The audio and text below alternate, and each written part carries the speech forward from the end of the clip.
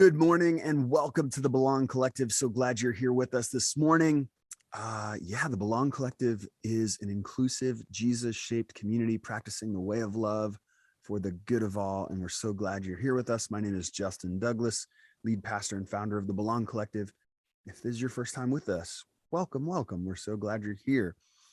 We are in the midst of a community-wide survey. And I want to encourage you to fill out that survey. It went out in email form already.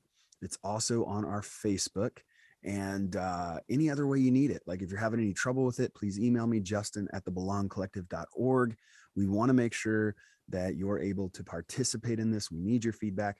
It's going to be open for about 3 weeks. So you got plenty of time. Probably take you about 10 to 15 minutes.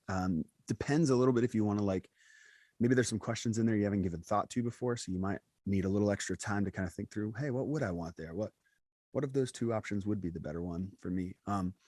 So it might take a little longer, but roughly 10 to 15 minutes. And again, we're super thankful for it. So if you're on our email list and you got this digital gathering link through that, then you should have got the email. It might've went to your spam. So check your spam if you didn't see it. And then if you're in our Facebook group, you can see it that way. And any other way you might need it, we can get you a link. I'll probably actually put a link in the description of this video. So if this is on YouTube right now, the YouTube video will probably have a link to the survey in the description, if I remember to do that, which I think I will. Okay, so yeah, if you haven't seen it in the other places, go check the description of this video. Other than that, we have a scheduled date for February, the second Sunday in February, for an in-person gathering. We're continuing to kind of monitor everything. Our hope is that maybe by then we'll be able to meet in person.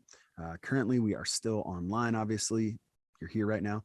And we will be for the remainder of this month.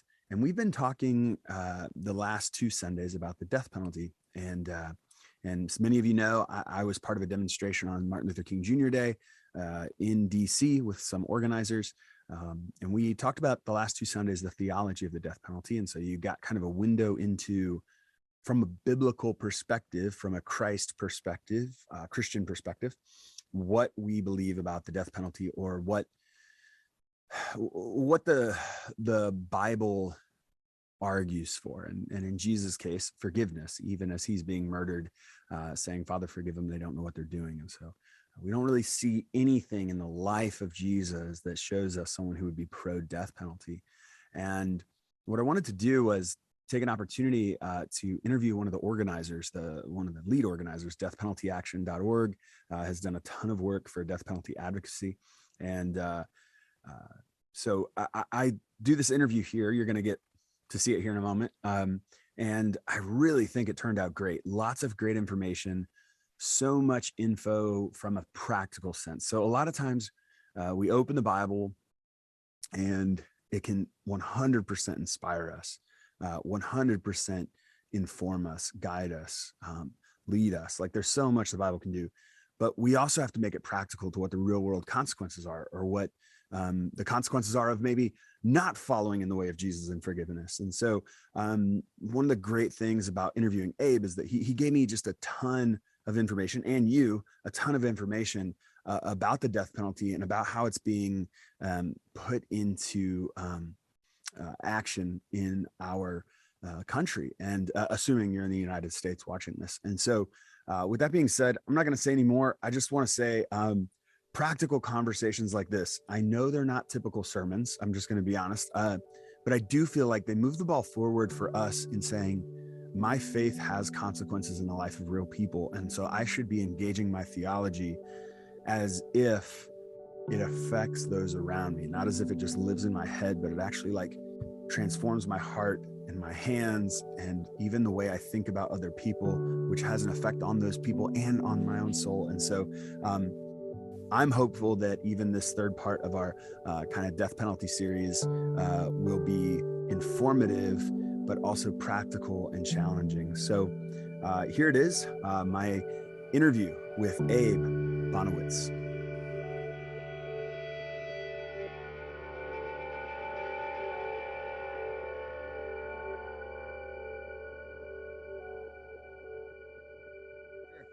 All right, I'm here with co-founder of Death Penalty Action, Abe Bonowitz. And Abe, thanks for joining me.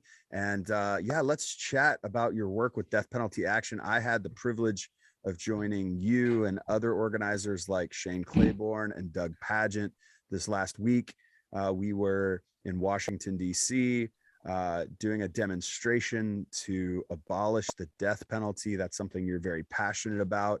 You are aware of all these death penalty cases happening across our country, and the legislation at work to hopefully bring an end to the death penalty. So share a little bit about what you do, what drives you, and just maybe what Death Penalty Action is, and then we'll go from there. Well, Justin, we can talk for hours about all of this. At the end of the day, for me, my driving thing are those 4 words that are carved into the face of the United States Supreme Court building: equal justice under law. That's what got me to change my mind on the death penalty. I used to be in favor of it. The first time I confronted it as an adult, I heard a speaker talking about the death penalty, and I argued with her. I said, an eye for an eye, and this is the United States. We have the best justice system in the world. If that includes the death penalty, fine with me. I'll pull the switch myself. That's how I felt. And never having had, the worst thing I've had in my life was having my bicycle stolen. Okay. Yeah. So never had in my own personal experience any kind of serious crime. But in trying to prove those people wrong, I found out that I was wrong. I found out that everything I believed about the death penalty, the truth was the opposite. I thought it was fair. I thought that we got the right person all the time. I thought that that we were beyond racism.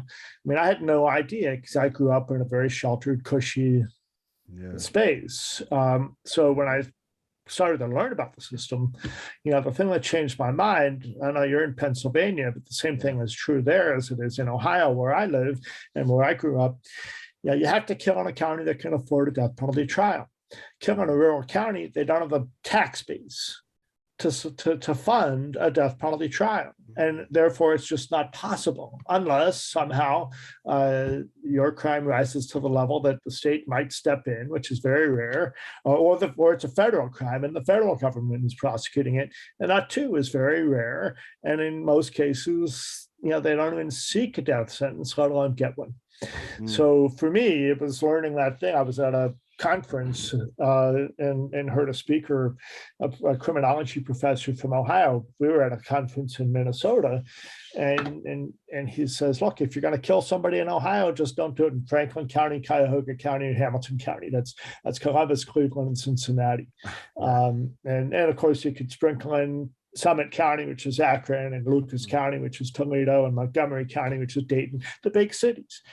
If they have a big enough tax base, they can afford a death penalty trial. If they don't, they can't even consider it. Lake County, which is right next to Cuyahoga County on Lake Erie, close to you in Pennsylvania, it bankrupted its prosecutorial budget, putting one person on death row.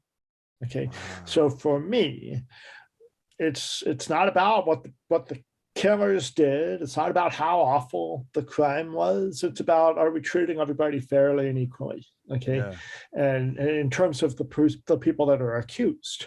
Now I want to turn it around for a moment, because there's another bit of unfairness here. And that's the thing. You might be able to tell it's injustice and unfairness is what really gets my goat and makes me, passionate and angry and want to do something about it.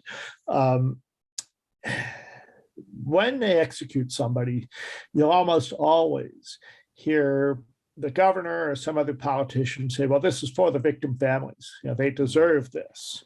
And what I want to say is actually, no, it's the last thing that they deserve, because really what they just got was putting their healing process on hold for decades in most cases. They were told, wait until we kill the guy and then you'll feel better. But we kill so few of the people who are even death eligible. What we're really saying to the vast majority of victim family members where the death penalty isn't there is your loved one wasn't valuable enough. And meanwhile, if the death penalty is a commodity for victim families, and that's all we've got, we're really doing everybody a disservice. Okay, because victim services are adjunct to prosecutors' offices. So same thing. It's what can the prosecutor's office afford? What's there? Because there is no minimum standard services for the families of homicide victims. In Ohio, we've got a rape survivors network. We've got a domestic violence survivors network. We don't have a homicide survivors network. Wow. And a way to make sure that they're getting a core minimum. And I want to tell you that, again, it goes to what county you're in. It also goes to, are you as the victim's family in line with what the prosecutor wants to do? Because if the prosecutor is seeking a death sentence and you don't want that, or you want a death sentence, but the prosecutor can't, suddenly there's some division there between you and the people prosecuting the case. And especially if they are seeking the death penalty and you say you don't want it, in some cases, your victim services can dry up. And we've seen that happen. The other thing is if you have a felony, say I have a felony in my record and I went to prison, I did my time and I come out and I've got a family and my loved one, my wife is murdered, God forbid. Totally unrelated to my felony, which I've done my time for and I'm done with. But I have a felony in my history, and now I'm a family member of a murder victim. But because I have a record, I'm ineligible for certain victim services. Wow. I mean, is that fair? Is that how we should do it? So, so when they say it's for the victim families, that's BS, because it all it really is politicians grandstanding on something they think will be a push button issue, but it's not really doing anything. Because we know that we could be safe from dangerous offenders and hold them accountable without executions. That's what we do in the vast majority of cases.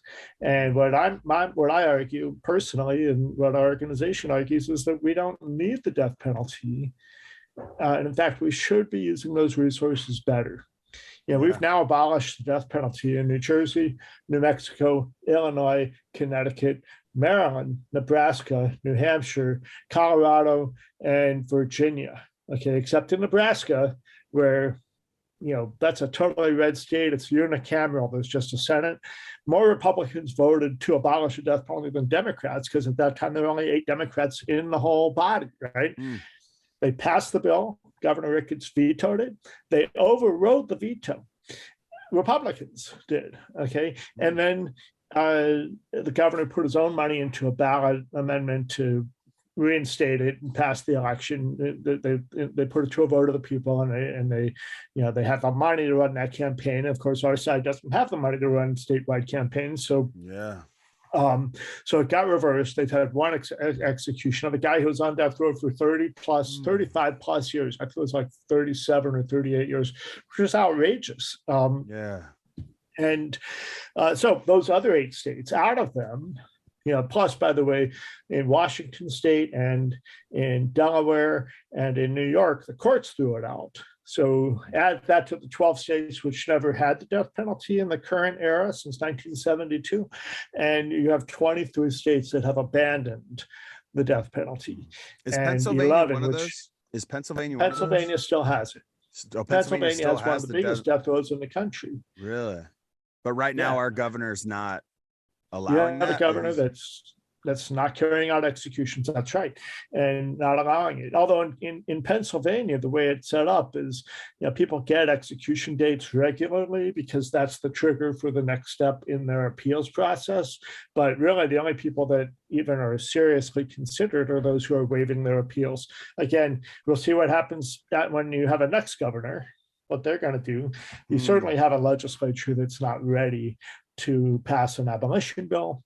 But we should be going and talking to them and saying, what can we do better for victim families? And what if we were to get rid of the death penalty and take the money that we're wasting on this thing that we never use and instead put it into better services for victim families and prevention?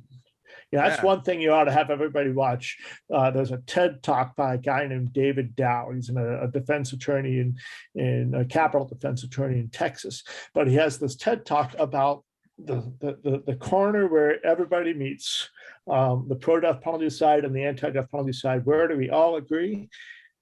we all agree on not having a murder in the first place, right? Yeah. And what if Yeah. we could do that? Yeah. And what he talks about is how the people who are on death row are the people that fell through the cracks, people that are drug addicted, that grew up in drug addicted homes, that were abused as children, sexually, physically, that were homeless as children, that grew up in a space that, you know, they ended up when, you know, going down the wrong path, and it was, and people could see them falling through the cracks, but nobody cuffed them. Nobody intervened. And he takes us down this path. It's a fascinating talk. David Dow, D-O-W. Okay. Watch that TED Talk. Okay, real quick. You give a lot of great information because you're so connected to this. One of the things that shocks me is that since the modern era of death penalty, what'd you say, like, isn't that 1976 or 77 when or what would you we call call it? it the post-Furman era, and that refers to the Furman versus Georgia, 1972. The U.S. Supreme Court struck down all the death penalty laws. So, and that's how we got to this action that we did. Was in 72 they struck down all the laws. Many states wrote new laws right away, and then the next case that got up to test those new laws where they were upheld was the Gregg decision on July 2nd, 1976. And that allowed the resumption of executions, which happened 6 months later on January 17th, 1977. And that's what we were doing the other day, was using that anniversary to create our symbolic action. On the anniversary of the execution of Gary Gilmour on January 17th, 1977, by firing squad in Utah in revenge for his murders of Ben Bushnell and Max Jensen. Okay, and it's always important that we have to remember the victims in this, because everybody talks about the guy we execute, but not the victims. You know, anyway, that's why we're in the post-Furman era. And that's one thing I really appreciate, that there was a lot of talk about the victims at our demonstration, and this isn't like,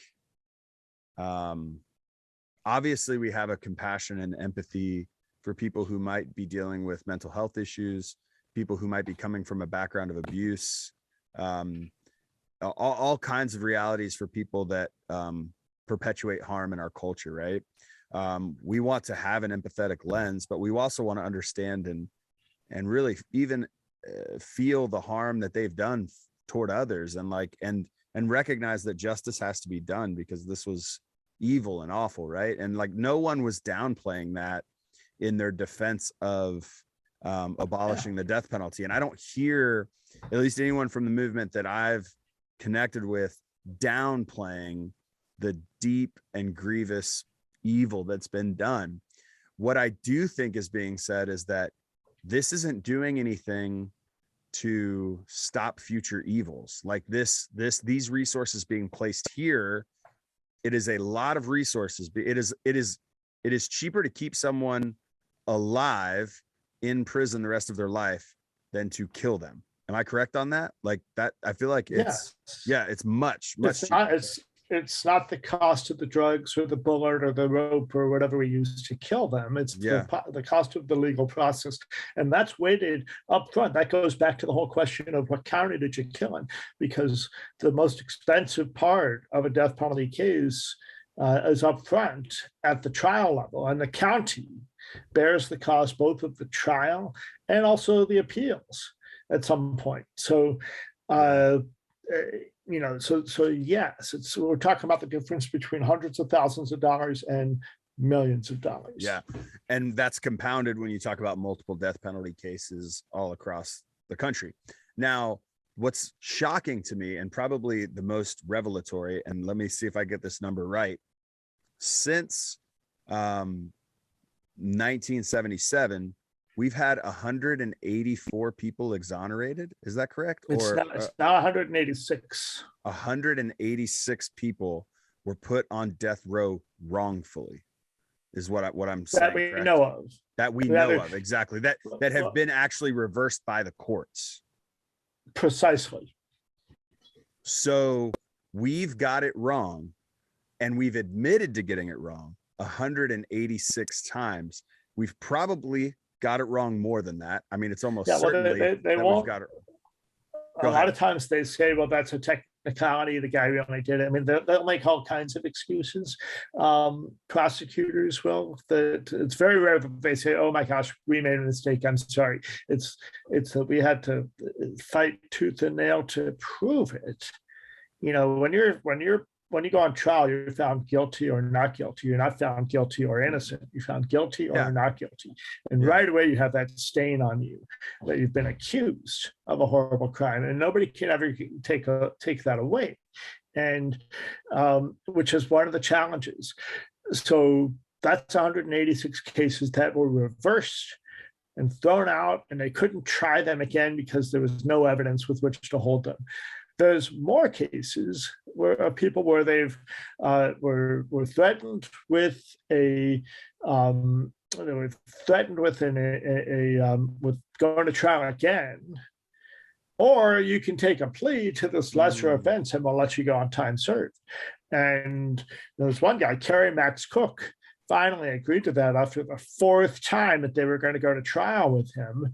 And you know, Kirk Bloodsworth, who's the executive director now of a group called Witness to Innocence, which is made up of people who've survived death row.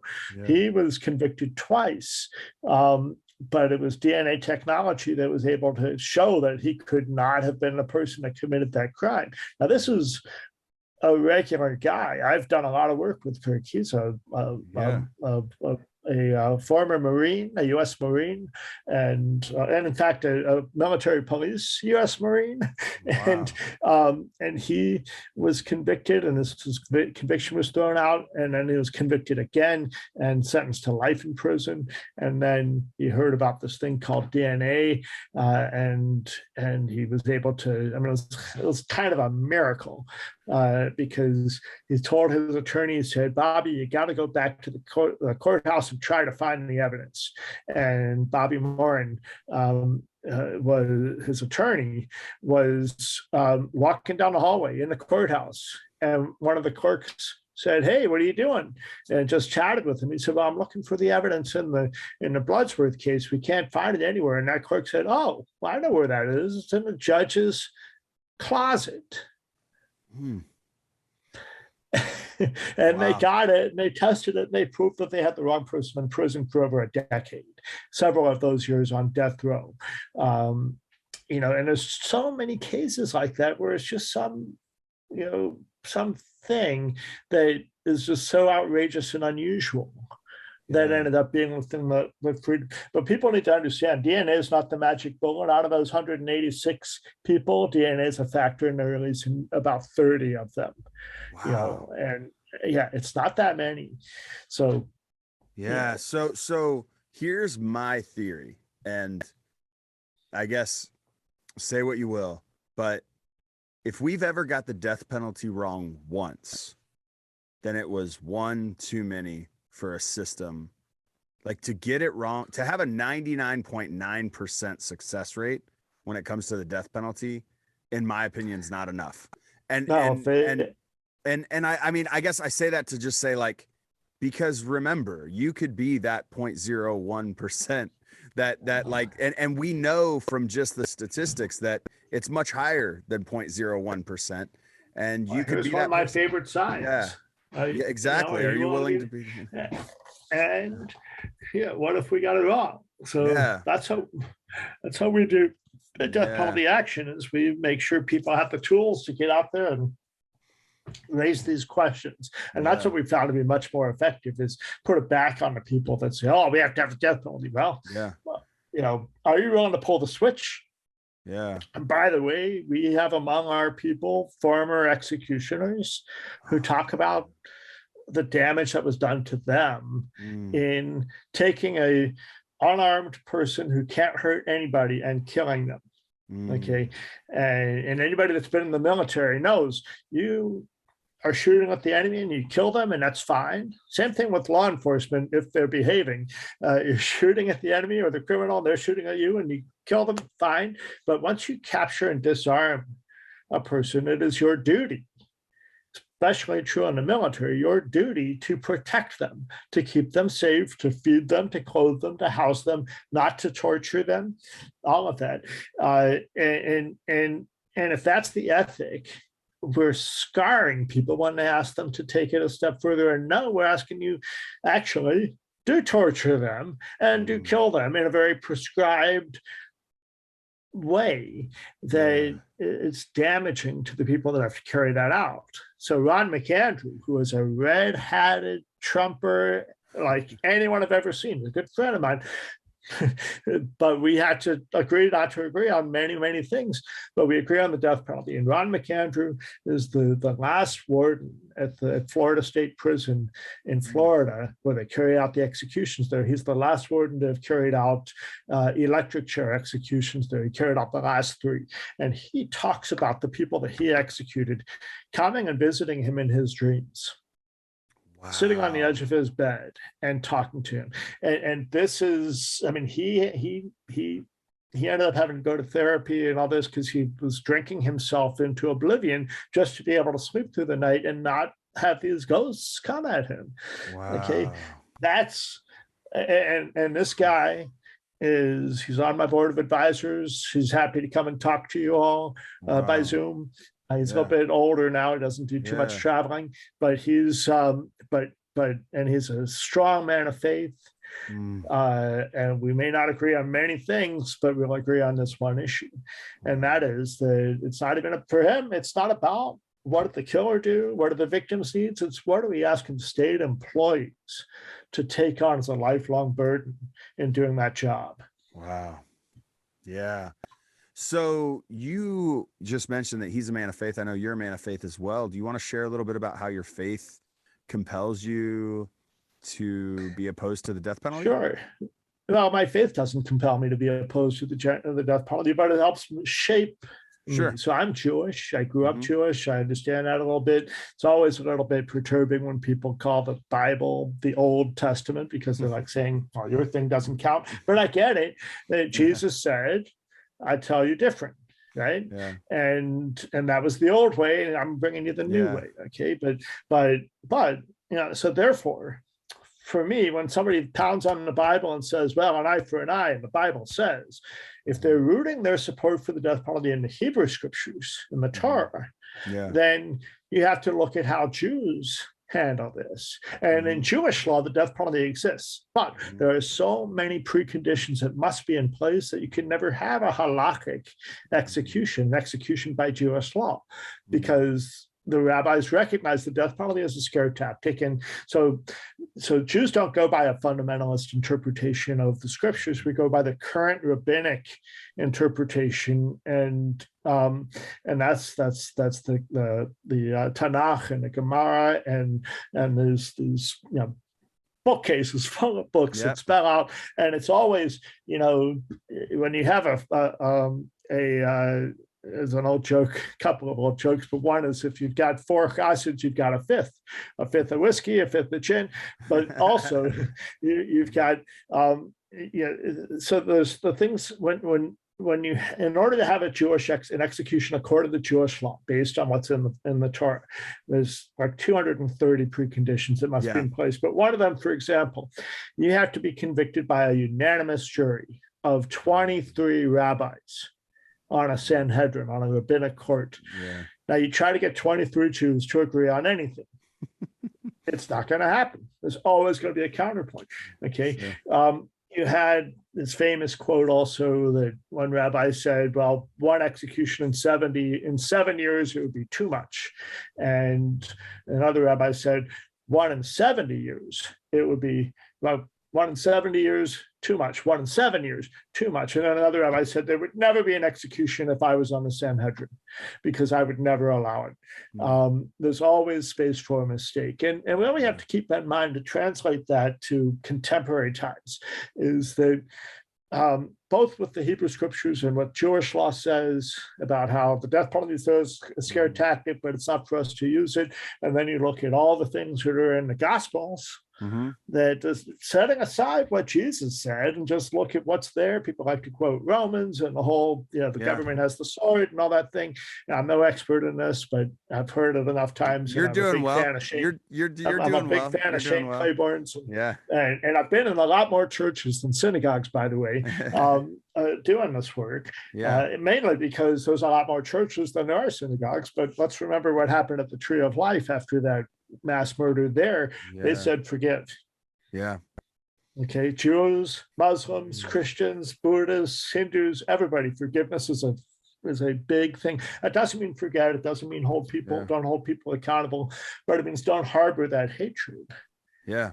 Because the Chinese proverb is, he who wants vengeance should dig two graves, right? One for himself and one for the person they're going to kill. Yeah. So anyway, at the end of the day, there's a friend of mine, Dale Resinella, who wrote a book called The Biblical Truth About America's Death Penalty. It's about this thick, but he boiled it down. And if I remember to, I'll send it to you. Boiled it down to what he calls his biblical scorecard. And there's like 40 places where the death penalty is specifically called for in the scriptures, between the Gospels and the Torah.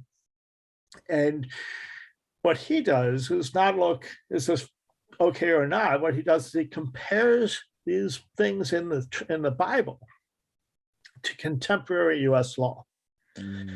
And not one of those cases does contemporary U.S. law meet the level of the standard of fairness and justice in the scriptures. Okay, so the death penalty in the Bible, fine, but even that contemporary U.S. law does not meet those standards of fairness and justice. And yeah, so the standards are higher in the that's right. Bible. Yeah. The biblical standards are much higher. And as a result, again, I mean, anybody that's ever encountered our legal system, our criminal legal system, our civil legal system, has a full understanding that it's not about what you did or what they say you did, or it's all about the money. Can you walk into court with an attorney who's going to be able to go to bat for you and is so well paid enough that he or she is going to pull out all the stops and focus just on your case? And really, it's about, does your attorney ride in the elevator with the prosecutor and the judge and decide what's going to happen in the elevator before they come into the courtroom? And that happens all the time. And that's why those who can afford to walk in with an attorney walk out or get a much lesser sentence than what you get if you have no money. So I think what you said theologically is right too, because even when we see Jesus being tested with this woman who's caught in adultery, most scholars will say that at that time, there was no executions being done by Jewish people. Like that wasn't the Jewish ruling council, the Sanhedrin at the time, was not authorizing executions. So like even coming to Jesus and being like, should we execute her based on Moses's law? Jesus' response is, okay, whoever doesn't have sin, throw the first stone, which is a high standard, right? He raises the standard even maybe from the Old Testament to Christianity, law. Everybody's a sinner, right? Yeah, exactly. So I mean, I guess what I'm saying is, I would say that's actually a point of agreement between I would say Jewish and Christian ideology, in that the standard is so high that the likelihood you would meet that standard in a flawed system like our justice system at any point would just seem very, very unlikely. And I even say that for, I know there's family members of the Charlotte murderer who went in the church and in his arraignment, they were forgiving him. Yeah, in his arraignment, they were forgiving him publicly and not seeking the death penalty. Now, I don't know what his ultimate fate will be. I haven't really he's on death row. He's on death row. He's on death row right now. Yeah. So that's another person who'd be happy to come and talk to you all. Reverend Sharon Risher, her mother and two cousins were among the victims of Dylan Roof in that church shooting in 2015 in Charleston. And she was quoted in the news coverage that we had in Newsweek of the action that you and I did last Monday on Martin Luther King Day. And she also published an op-ed it was published in the Black Wall Street Times, an online newspaper from Tulsa. But in that she talks about how part of her inspiration, this being a Martin Luther King Day published thing, she talked about her inspiration of the King family, not wanting the death penalty for the racists that killed Martin Luther King. Yeah. Right. And that was an inspiration for her too. Yeah. But what she learned, and this goes back to the way we torture victim families with the death penalty, a few months ago was the first time that Dylan Roof came up for appeal. And by the way, appeals are not about guilt or innocence. They're about, did we follow the letter of the law in prosecuting and convicting and sentencing this individual? And that's why so often death sentences are overturned. Maybe not the conviction, but the sentence, because there's some mistake that's made. That's a constitutional error, not a technicality, but a constitutional error. And in any case, those happen. They're required. They are absolute. You can't not have a certain set of appeals. At some point, you can start to waive them. But the point is that it was 6 years after the murder. So he's been to trial. He's been convicted. Now we're coming to the first appeal. And for the victim family, that's like ripping the scab off all over again. You're going through the whole trauma of what happened when you got that phone call that your loved one has been murdered. And the whole scene afterwards. And that happens over and over and over again, all the way to the point of execution or the death penalty being thrown out.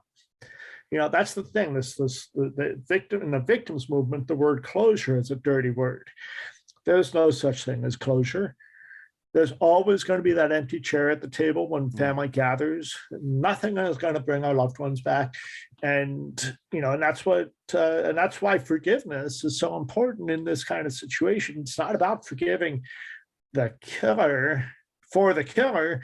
It's about forgiving them for you, the victim family, so you don't have to stew in the hatred and the anger and the frustration that you're still waiting for that guy to get what's coming to him.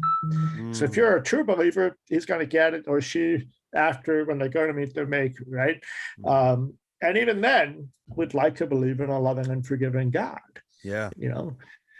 And I would expect that would be the situation, because everybody that ends up committing murder has some sense of mental illness in them that helps drive them to it. And that's not to excuse what they did. It's to help us understand it. The next two people scheduled to be executed next Thursday. Matthew Reeves in Alabama, intellectually disabled. Donald Grant in Oklahoma, mentally ill. Okay, and then the next guy, Gilbert Pastelis in Oklahoma. I sat through his clemency hearing and also Donald Grant's, and listened to the clemency board interview them and hear their responses. And you could tell just in both of their cases, these people are not 100%. And Donald Grant, that guy is not 100%. And Gilbert Pastel, I mean, he came across with the intellect of a fourth grader. Okay, that's who we're killing in this country. And they're not all Timothy McVeighs. And even Timothy McVeigh, I think that he knew exactly what he was doing. He was very deliberate in what he was doing. His motivation, I don't agree with, but even he, because his father is from Pennsylvania. And a friend of mine, a guy named Bud Welsh, his daughter Julie was one of the people that was killed in the Oklahoma City bombing. And Bud wanted to kill Timothy McVeigh, and his co-defendant, Nichols, I think is his name, himself. And it was for 9 months. He was waiting. He was looking for an opportunity and drinking himself to sleep every night. And he finally woke up and realized, as a Catholic, he had to forgive. For him, as a Christian, he had to forgive. And in doing so, he was able to release that. But then he noticed something. He saw on TV right after, he saw Bill McVeigh, the media went to and found Bill McVeigh, Timothy McVeigh's father. They're in Pennsylvania, not too far from Erie. And he looked into his eyes through the TV, and because he didn't want to say anything, but he looked up, and Bud Welch could see in the eyes of the father of his daughter's killer a person just like him, had nothing to do with it, but the pain that was there, the loss of his son, he didn't have anything to do with that. He didn't do that. And that's what we're doing, is we're creating more victims. And Bud actually went and visited and became friends with Bill McVeigh. Wow. And I don't know, I know Bud's still alive. I don't know if Bill is, but that's, yeah. So when churches ask me, what can we do about this issue? There's a number of things that we could do. But one is create a committee and be prepared to go and offer support and presence when there's a murder in your community, both to the victim family, but also to the family of the person that's accused. Nothing tears apart your community than having a loved one who's a murderer or an accused murderer. Wow. And I know a lot of those people that talk about getting pointed at the grocery store, and suddenly their job disappears and their community disappears, and they got nothing because their loved one killed somebody and they had nothing to do with it. Wow. Wow. So we have some executions coming up then. So next week there's one on Thursday, or there's two on Thursday? There's one in Alabama. Two. It's a rare day where we have Alabama two and Oklahoma. Day. Now, Oklahoma at 10 a.m. These are Central Time. Oklahoma at 10 a.m. Central Time, and Alabama at 6 p.m. Central Time. Now, isn't Oklahoma having trouble executing because they were struggling to get the right the method that they use, the medicine or whatever that they use? They were struggling, or not they medicine, poison. They're legitimately therapeutic drugs that are used every day in hospitals across the country. I've had midazolam. Many of the people listening to this probably have too. I mean, I had a colonoscopy when I turned 50, and that's what they used to. See, the thing about midazolam is it doesn't take you all the way to being out. It's got a ceiling effect at how much you're sedated. So I have no recollection of that situation, but you can't really interview somebody that's been executed. But what we do know is with midazolam executions is that they've done a bunch of autopsies on these people, and what they found is that the cause of death is pulmonary edema. Pulmonary edema, which is your lungs filling up with fluid. Yeah. And so really, when there was a judge in Ohio, Judge Merce, in the Southern Ohio District Court that's in Dayton, basically had a trial about this. And there's going to be another trial about this in Oklahoma in February. And what Judge Merce found is that this is dangerously close to torture and waterboarding. And that's what happened. And the reason that we're having these kinds of executions is because the company that made sodium thiopental didn't want its drug being used and stopped selling it in the United States. You can't even get it here anymore. Yeah. A drug that was used in hospitals across the country. And that's where the pharmaceutical companies are, is they don't want to use, they don't want their life-saving drugs used for killing people. And that's why you see states like South Carolina the law requires 2 forms of execution, so they can still do lethal injection if they get the drugs, but they've added in the electric chair and firing squad. And we're going to see the electric chair and firing squad executions there. In Tennessee, it's so that you can choose lethal injection or electrocution. And the prisoners in Tennessee are choosing electrocution because they now understand that lethal injection is not all that the reason it was invented was to make it easier on the people watching. In Alabama, they've added a gas chamber. Oklahoma also has the option of a gas chamber.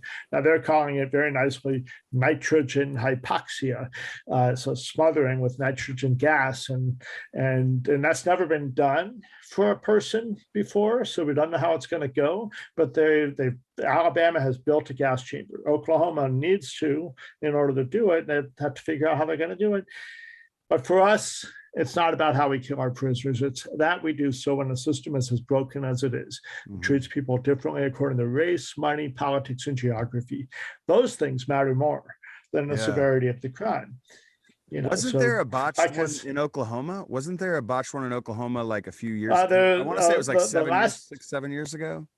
So, the last execution in Oklahoma was on December 9th. A guy named Bud Stouffer, who was happily gone. He was 79 years old. He'd been on death row for over 30 years, and he was happy to go, mainly because he had become a very committed Christian, and he was firm in his belief that he was going to see Jesus upon his death and be with Jesus. So he was, they're the kind of Christians that celebrate when you die, because now you're with with Yeah. Jesus, right? I don't know what your Yeah. church is Sure, in sure, terms of sure. that, but Yeah. but they were looking forward to it if they couldn't stop it. We worked very close with Bud, because I've actually believed he was innocent, and that he was and that's a whole other thing He maintained his innocence to the end. all the way to the end. He was Wow. present. He struggled with. There were two people shot. He struggled with one of them and shot that guy because he thought he was going to be shot. But the evidence in Bud's case is that the woman that died was shot point blank with a big caliber gun, point blank gun barrel on the head shot. And what we know from that kind of shooting is that whoever does that shooting is going to be covered with blood and brain and all that. And Bud had nothing on his clothes, and he had no chance to change his clothes between the time of the murder and the time he was arrested, less than an hour later. He could not have committed that killing. He right away said, I shot this other guy who survived.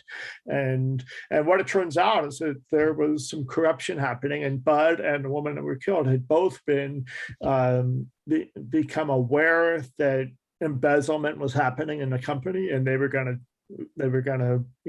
address that. And then the people that were doing the embezzling decided to kill them instead. Wow. But they didn't get Bud. Anyway, that's all. Yeah. So, and I'm sure there's all kinds of stories that you're aware of that are similar to that, of people who maintain their innocence all the way there. But I feel like there was a pretty high profile case, maybe like 6 or 7 years ago, where someone was injected and it did not go right. Oh, it was yes. I forget the name of the person. I don't know why. I forget. Clayton Lockett is one. Clayton. That's the yes. Clayton. There was a guy where they put the needle instead of into the vein, they put it through it, and I'm showing you, they put the needle went through the vein instead of into it, and the drug saturated his muscles, and you can actually see in the autopsy pictures burns, chemical burns. Took him a long time to die. Then the last execution prior to this resumption in Oklahoma was stopped. It's supposed to be for a guy named Glossop, who also claims innocence, and they ordered the wrong drug. They got potassium something else instead of the right one, and that put a stop to it. And that lasted almost 7 years, and then there was this period of time, and then the last guy that was executed, the first guy in this current thing, was Jonathan Grant.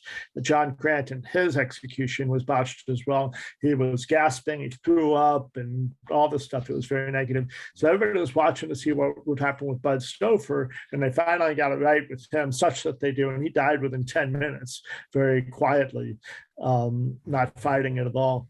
So anyway, it's just, I'm not saying there should be a humane way we do that. I mean, obviously, I think even if you are for the death penalty, it would be hopeful that it doesn't, it's not torture, right? But at the same time, I don't even think that's a position that I would advocate for. So, the real torture, sorry, Justin, the real torture of the death penalty is not in how we kill them; it's in the wait.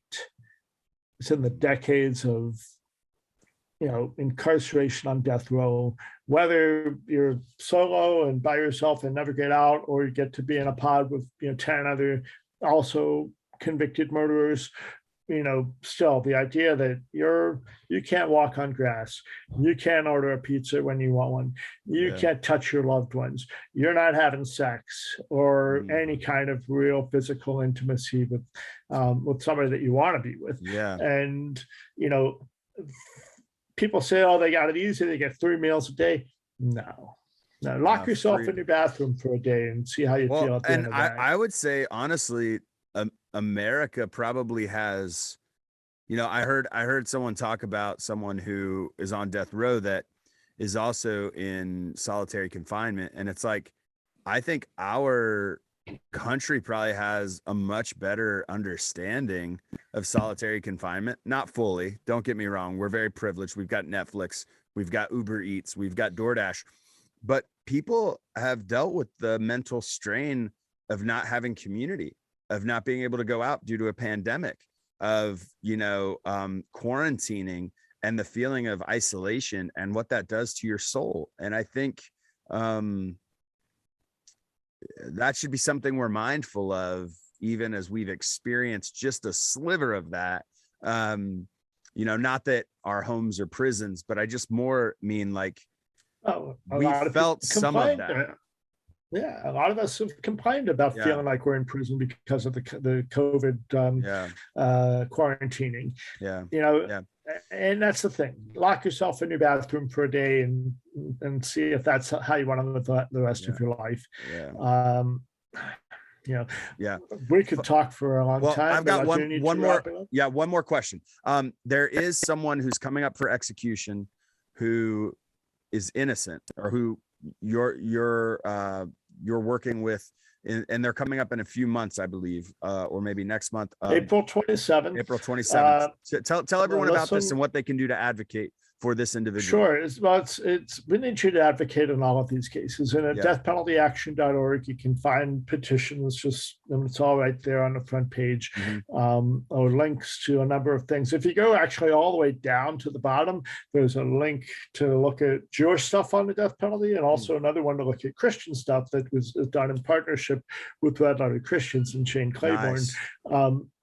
But that's where the petitions are. And for Melissa Lucio, just click on the picture of her. It'll take you to the webpage that we just created for her. You sign the petition and you can read all the details about it. The nutshell is that she was coerced into confessing to murdering her daughter.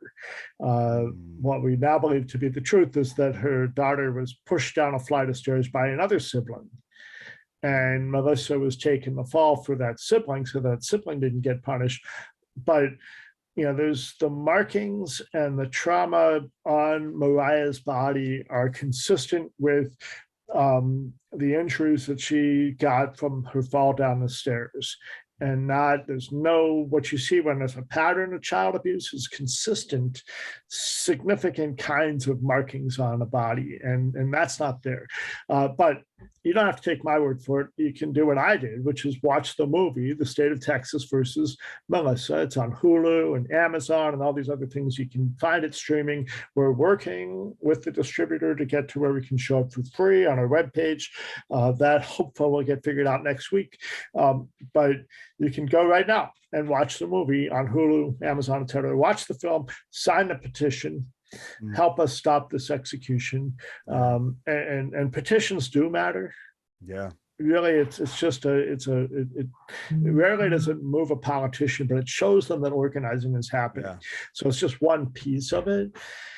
And that's the end of the other thing. If there's one thing I would ask you all to do, also death penalty action, is there's a letter writing tool to write to our members of Congress about the federal death penalty, which is what we were talking about in DC the other day.